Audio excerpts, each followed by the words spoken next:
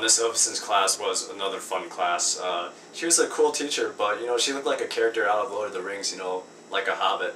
And you probably don't want me to bring this up, but I remember we found like a marker or a pen that was in her room, and it smelled like really bad, and we were throwing these jokes around that she was using that pen in her private moments. But yeah, she was cool. There was this one time we had this huge paper ball fight where we all just like, I don't even know what started this. I don't think we had anything to do that day. We just all like started just throwing paper balls at each other, and even Miss Oveson got into it. And I think we were in a portable, and Miss Chris, another cool teacher, she was in another portable. I don't know if our class went to theirs or if they came to ours. I think we went to theirs, but we just all surrounded her portable and just like started shaking the hell out of it.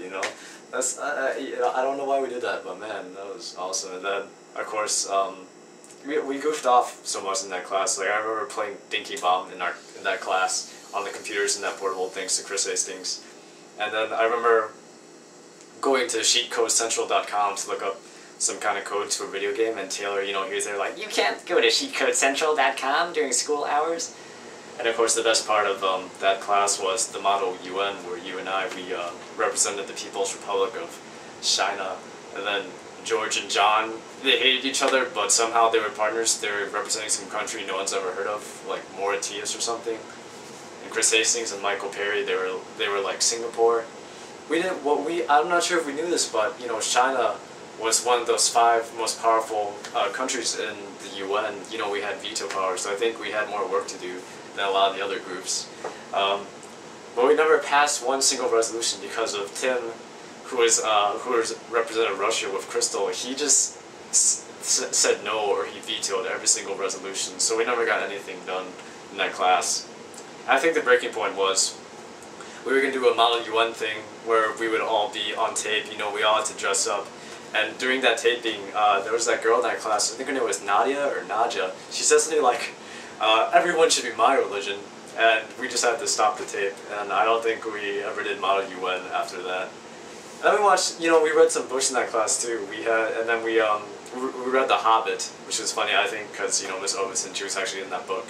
And then we watched the movie The Hobbit, which, was like such a terrible, terrible movie. Those battle scenes were just the dots, like, fighting. It was like just dots on the screen, just like crashing into each other, these dots and lines. And so I don't know how much we learned in that class, but it was a lot of fun.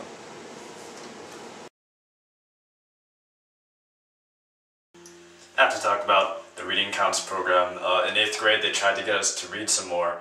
So in Miss Ovenson's class, we had to read a book, take a quiz for that book, and the quiz would be worth a certain amount of points, so we had to get a certain amount of points every marking period. But this was a terrible, terrible system because we quickly learned how easy it was to cheat. I remember Bill Nye, he was sitting in the library, he looked like really panicky towards you and me. He was like taking a quiz on Harry Potter, and he's like, quick, who's the author of Harry Potter? And we were just like laughing at him, like, we're not going to help you cheat, Bill. But we quickly learned that cheating was a lot of fun. The problem with the system was that anyone can log in as anyone and take a quiz for them, and there was no password for students, so anyone can help anyone out, or if they want to sabotage their grade, they could go in and just like purposely fail quizzes. And I remember a book I read was Oliver Twist, and it was worth 40 points. So this kid in our class, Tim Morton, he came up to me and was like, dude, you gotta take Oliver Twist for me, please. But instead of Oliver Twist, I took this quiz for this book called I Love Spiders. And what we realized was, the harder the book was, the more points they were worth. So there was this book called I Love Spiders, which was worth like 1 point, and all those 1-point quizzes, they were so easy. Like in I Love Spiders, there's a question like, all spiders young and blank exist, and the answer was old. And there's another question like, all spiders big and blank exist, and the answer was small. And there was another weird question like, between 2 choices, there's like, the speaker is a spider, or the speaker's dad is a spider. And I remember picking the answer, the speaker is a spider, but the answer was, the speaker's dad is a spider. But if your dad's a spider, wouldn't that make you a spider? I don't know. But anyway, that was like my favorite quiz to take. So when Tim Morton thought I was taking the quiz for Oliver Twist, I was just taking the quiz for I Love Spiders, so I got him 1 point instead of 40 points, and he probably like got a bad grade that semester.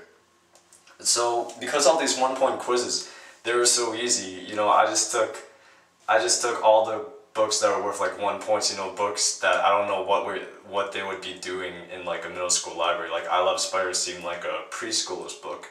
But what I didn't know was at the end of the year, they were gonna award all the students who read the most books.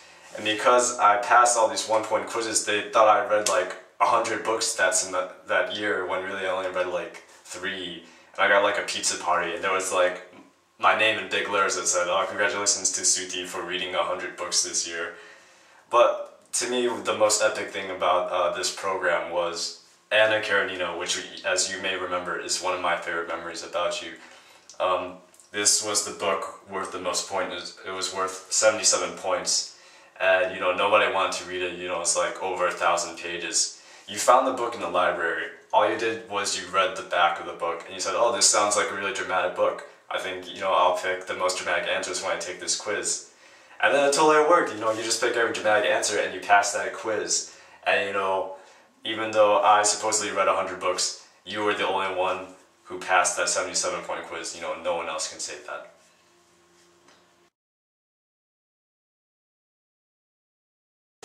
We had Mr. Hall's class in 8th grade.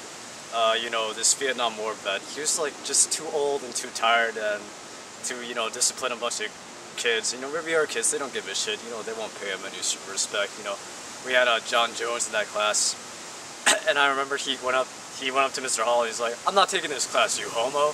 And he walked out of the class. And then Mr. Hall, he called the office. He's like, "Mr. Jones just called me a homo," and the whole class was laughing.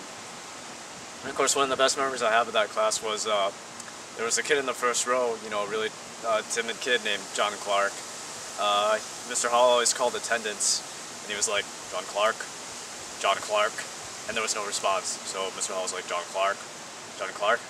You know, John Clark was sitting right there in front of him, but he just wanted some kind of response, you know, some kind of respect, you know, from these students. But John Clark, he was busy reading a book, so he didn't even hear him. So finally Mr. Hall's like, "John Clark!" And then John Clark is like really timid. He's like, I'm here.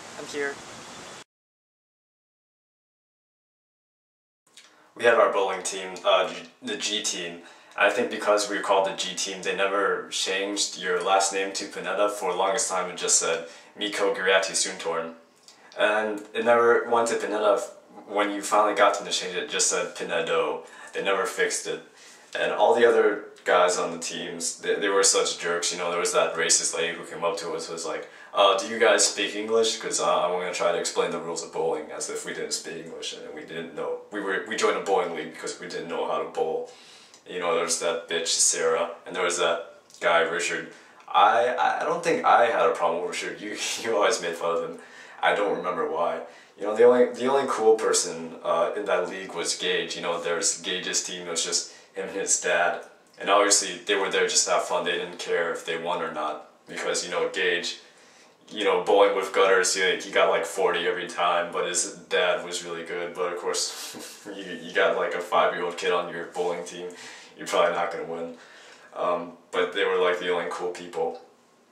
And it was so cool that we won, because, you know, to win against like all these racists and to come in first place, it felt like, you know, justice, you know, racial justice. And I was so happy that we won. I think you were actually a better bowler than me, or I never beat your high score. You got something like 190, and you always had to do that thing where you would like bowl the ball and you had to come back, and there was something wrong with your belt. You always had to pull your pants up. But I really hate that I never could beat your high score.